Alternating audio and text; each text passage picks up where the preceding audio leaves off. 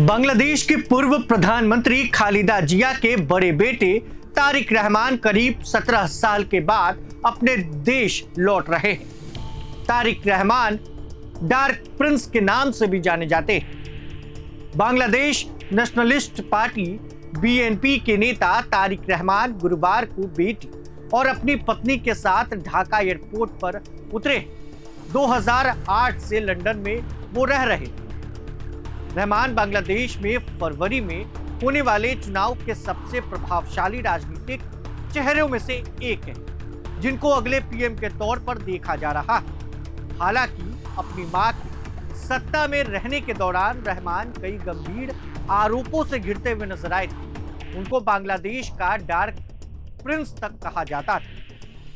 60 साल के तारिक रहमान बांग्लादेश के पूर्व पीएम खालिदा जिया और देश के पूर्व राष्ट्रपति जनरल जियाउद्दीन के सबसे बड़े बेटे हैं। रहमान को साल 2007 में भ्रष्टाचार विरोधी अभियान के दौरान गिरफ्तार किया गया था, जब सेना समर्थित अंतरिम सरकार सत्ता में मौजूद थी। साल 2008 में कोर्ट ने उन्हें इलाज के लिए लंदन जाने की इजाजत देते हुए जमानत दे दी थी। इसके बाद से वो लंदन में रह रहे थे, क्योंकि ढाका लौटने पर उनको मुकदमे और सजा का सामना करना पड़ता।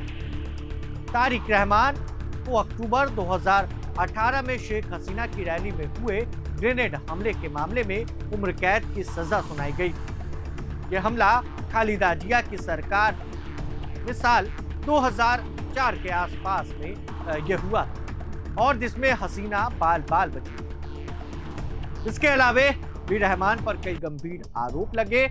हालांकि बीएनपी ने हर दफा इन इल्जामात को राजनीति में प्रेरित बताकर खारिज सीधे तौर पर कर दिया। बांग्लादेश के अखबार ढाका ट्रिब्यून ने मई 2023 में साल 2001 से साल 2006 के बीच बीएनपी सरकार के दौरान रिश्वतखोरी और वित्तीय अनियमितता के दस्तावेजों और सबूतों के आधार पर 3 भागों की एक सीरीज पब्लिश की। इसमें बीएनपी नेताओं और रहमान पर भ्रष्टाचार के गंभीर और कई तरह के आरोप लगे। इस सीरीज में रहमान को डार्क प्रिंस बताया गया था। वहीं फर्स्ट पोस्ट के मुताबिक ढाका ट्रिब्यून की रिपोर्ट में रहमान पर भ्रष्टाचार और मीडिया को डराने और धमकाने का आरोप लगाया गया था।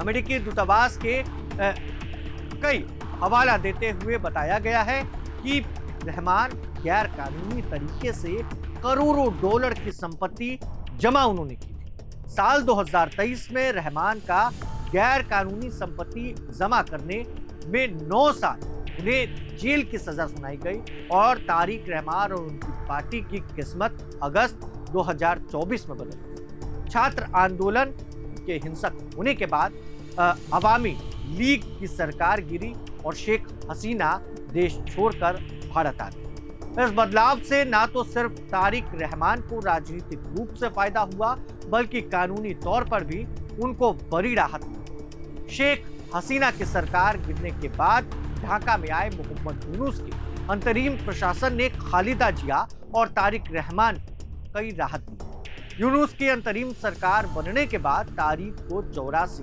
लंबित मामलों में बरी कर दिया गया। इसमें 2004 के ढाका ग्रेनेड हमले, मनी लॉन्ड्रिंग केस, देशद्रोह और जिया चैरिटेबल ट्रस्ट से जुड़े हुए कई केस शामिल हैं। तारिक रहमान ने अपने खिलाफ कानूनी मामले खत्म होने के बाद इसी महीने दिसंबर में लंदन से ढाका लौटने का बड़ा ऐलान किया था।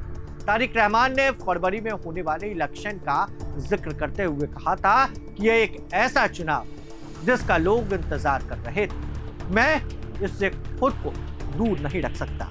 मैं ढाका आ रहा और आज तारिक रहमान ढाका पहुंच गए, अपनी पत्नी के साथ, अपनी बेटी के साथ। ढाका की राजनीति में क्या बदलाव होगा, क्या भारत से रिश्ता अब सुधरेगा, ये तमाम चीजों पर पूरे देश की नजर है, हर किसी की नजर है। खैर, बने रहे प्रभात खबर डिजिटल के साथ। आपको ये वीडियो कैसा लगा कमेंट बॉक्स में बताना ना भूलें। बहुत बहुत शुक्रिया। प्रभातखबर.com, विश्वास वही, रफ्तार नहीं।